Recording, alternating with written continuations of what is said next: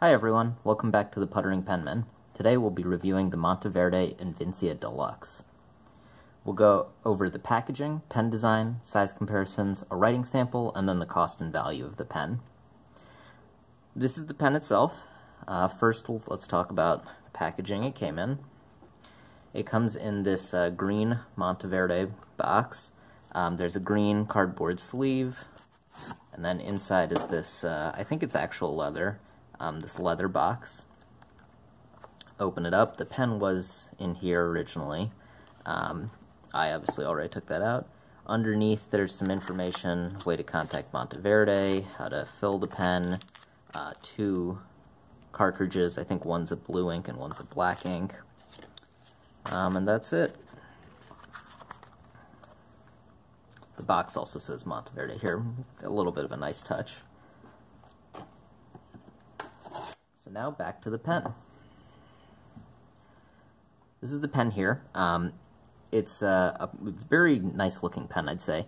The trim here is rose gold, and then the cap and body of the pen are a black carbon fiber look to it. And let me try and get a close-up of it so you can see it. So you can see it actually looks very nice in person. It looks like a luxury pen that an executive would be carrying. On the cap band it says Monteverde on one side, and it says Invincia Deluxe on the other. The very top of the cap has the Monteverde logo. And then you can see gold trim on the bottom as well, the cap and the clip. The cap comes off with about a 1 full turn. The section is metal. It is also rose gold. The step down is actually quite significant, but it doesn't bother me. We'll get to the size in a second, but the grip is actually kind of small.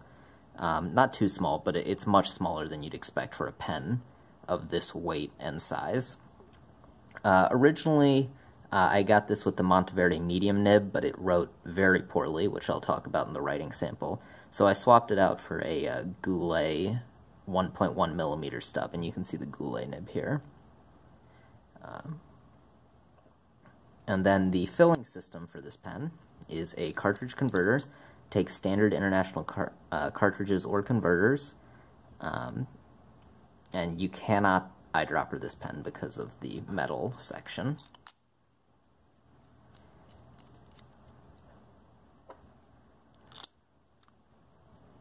Also, this pen is not postable. It doesn't post securely. The Goulet Pen's website actually said that this pen is postable. I don't think that's correct.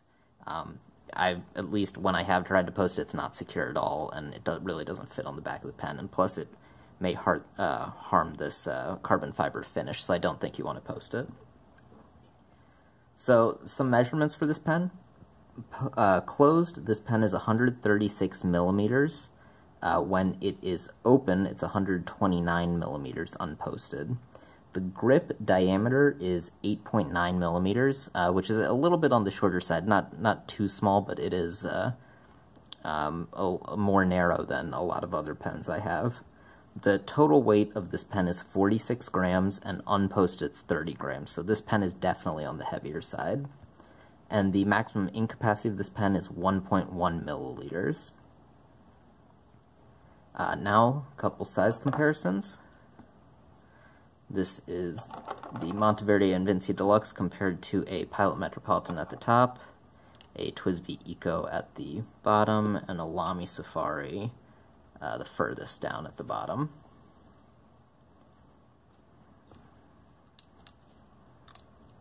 Okay, and now let's do a quick writing sample.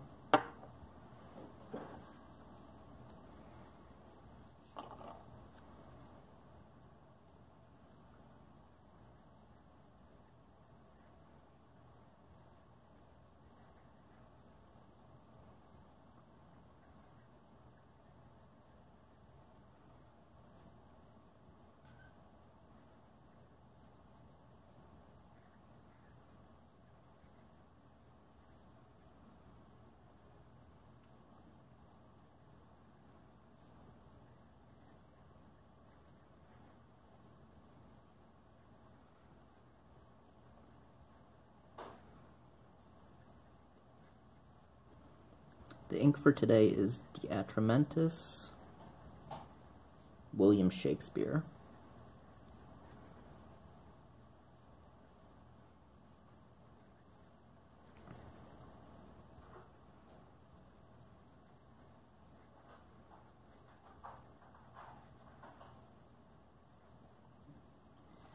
So let me show you the bottle for that. This is the Diatramentis bottle, William Shakespeare. Diatramentis describes this as a dark brown. I'd say that's accurate. It's a dark brown with maybe just a shade of red in it, just a little hint of probably maroon. But it is a dark brown, and it's actually a brown ink that I like a lot. Then, as always, the paper today is a Rhodia A4 pad.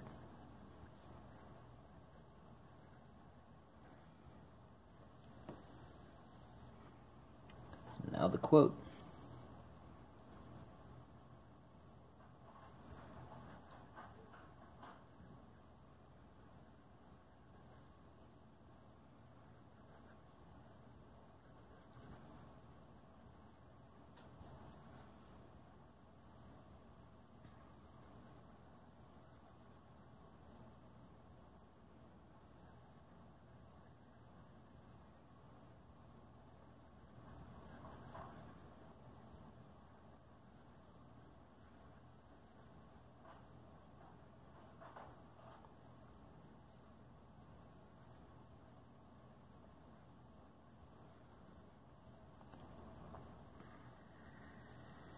Okay, so this pen, specifically this nib because I swapped it out, there is a lot of stub qualities to it, as you'd expect, because this is advertised as a 1.1 millimeter stub. The downstrokes are a lot wider than the cross strokes.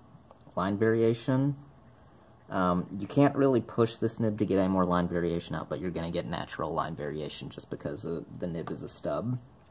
Reverse writing, it's actually pretty good. It's pretty smooth. It's hard to get the ink to come out consistently, but you can write reverse side. And then, like I was saying before, so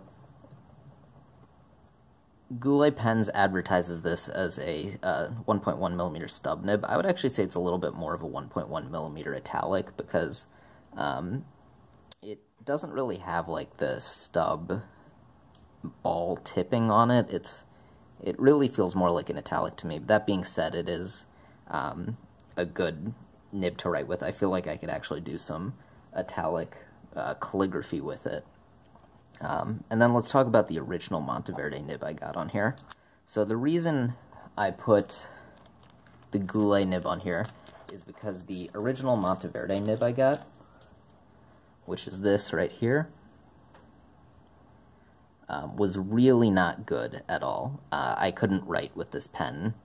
The ink only sometimes came out of this nib. You had to push really hard to get any writing out of the pen. So I swapped it out with that Goulet nib, and now I can write with the pen.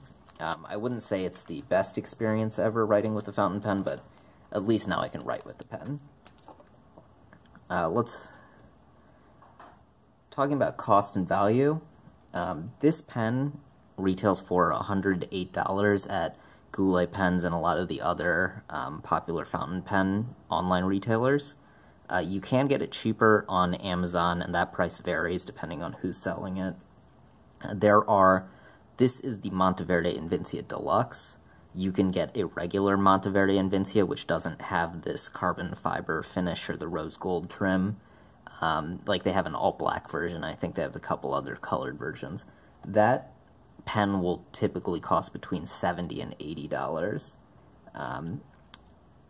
And at a online fountain pen retailer. Again, it's probably cheaper somewhere like on Amazon. The nib that I got, the Goulet nib, was $15. I have read several reviews where people say that they've had the same experience with the nib that I did, so you may want to factor in buying a different number 6 size nib that you can swap into this pen if you do choose to buy this pen. this was really the worst writing pen I got out of the box ever, and I'm glad I can swap the nib out, so it's at least made this pen usable. This isn't a pen I use a lot. It's very heavy. I don't know when I'd use this pen, probably just to sign papers, but it's certainly not an everyday carry for me with how heavy it is and that it doesn't write particularly well. But that is the review for this pen. I want to be honest with you, I won't tell you that it's a good pen if I don't think it is. I'm sure someone thinks it's a good pen, but it's not me. So with that, if you like this review, please give this video a thumbs up and subscribe, and I will see you next time. Bye.